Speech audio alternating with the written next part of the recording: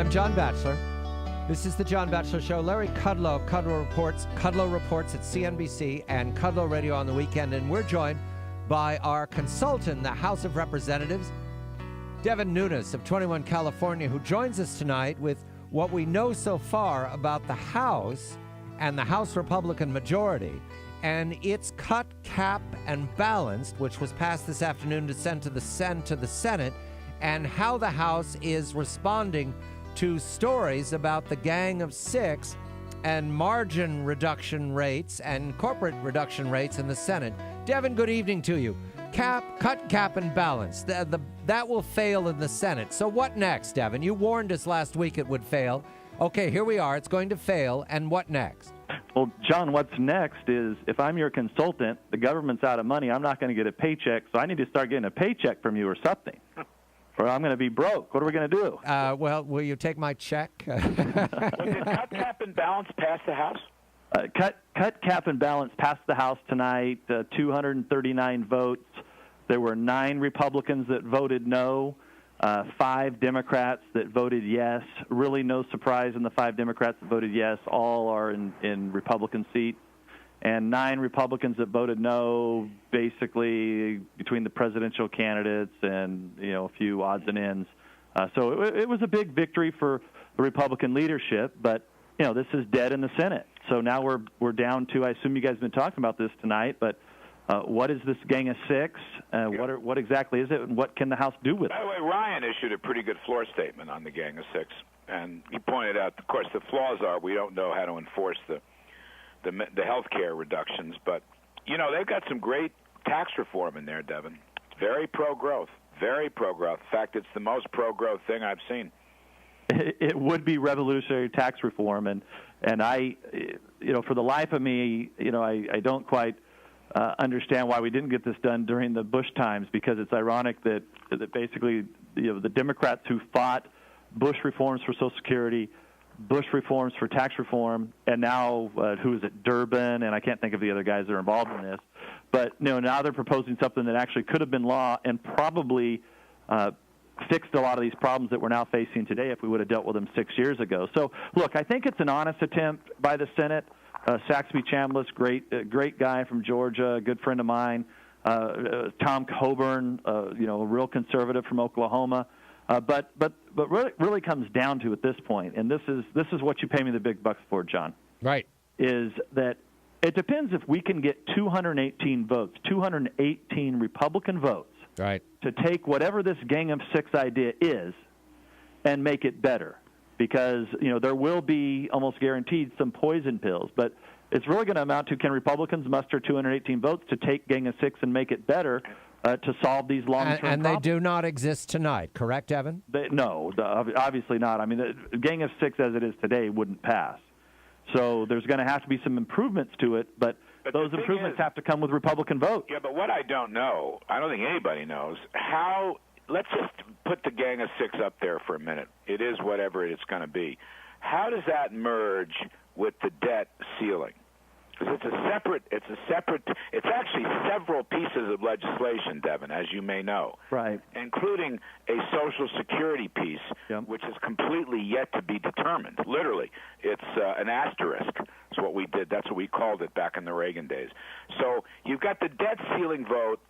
The debt runs out August 2nd. The debt runs out. We can't finance it. What is going to happen here? Because so far we have nothing.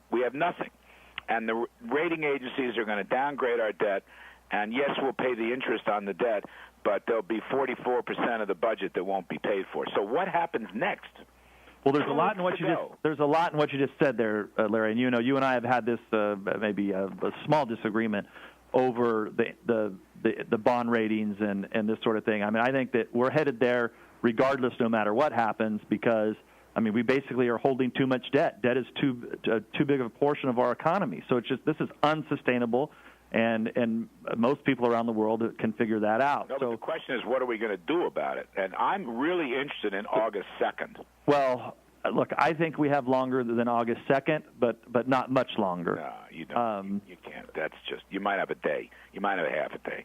I'm just saying legislatively, Devin, in all seriousness. Well, Let me go to your asterisk, to your point about the asterisk. So what Larry, I think you're saying is that some of these, in order to fix Social Security, for example, that would take months to do because it's not simple.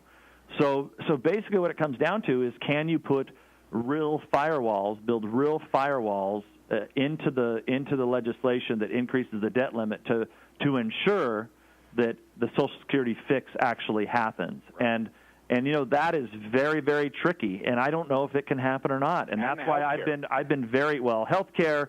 Same well, what they do is they get rid of, one of the good things they do in Gang of Six is they get rid of the, what is it called, the long-term insurance entitlement, which was part of Obamacare. So they get rid of one of the most important, most expensive and parts of Obamacare. They get rid of that, just outright get rid of it. That's a positive. But I think, as always, but they also fix the SGR problem, which is payments to doctors. Mm-hmm. They do a 10-year fix on that. So there's a lot of positive in the Gang of Six. But the problem is, Larry, you point out correctly, which is this asterisk problem. Which, are we going to vote for is this a ploy by Obama to get a debt limit increase through the election, pretend to be bipartisan, and then do like what happened in your time, Larry, with the Reagan administration, which were promises that were never fulfilled by the Democratic Congress. It's Ken Conrad of North Dakota and Mark Warner of Virginia, the other two Democrats in the Gang of Six. Please continue, Larry. Yeah, good guys, but I mean, I don't know about Conrad.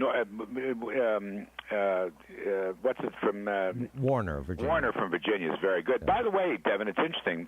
We had Tom Coburn was on tonight, among others, but our Democrat was, and this sort of breaking news, the Kudlow report had a Democrat, but Senator Jean Shaheen of New Hampshire is fairly liberal. She basically signed off on the whole package. It kind of blew my mind. She said, yeah, we're going to have to do this. Yeah, I believe that the Gang of Six is actually more like probably the Gang of 65 right now. And I believe they have the votes to pass, but the devil's in the details. Right. I mean, that's the problem. It's one thing to agree to rhetoric and platitudes, and that's what we have right now. So with the rhetoric, you have the votes in the Senate, but over the coming weeks, that's going to play out, and then you have to actually get something moving in the House, which I don't know if that's possible. So we will talk to you in a week, Devin, when after the balanced budget amendment fails in the Senate, and we'll be back to cut and cap and those firewalls. Don't forget, we're in this weekend. House supposedly will be working this weekend. Harry Reid in the Senate wants everyone to work. You'll probably want to be paid for consulting this weekend, too, won't you? Only after August 2nd. All right, fine. Devin Nunes of 21 California, Congressman Devin Nunes, a member of the Republican majority, and right now we're looking at another week of negotiating. Devin is positive about the Senate.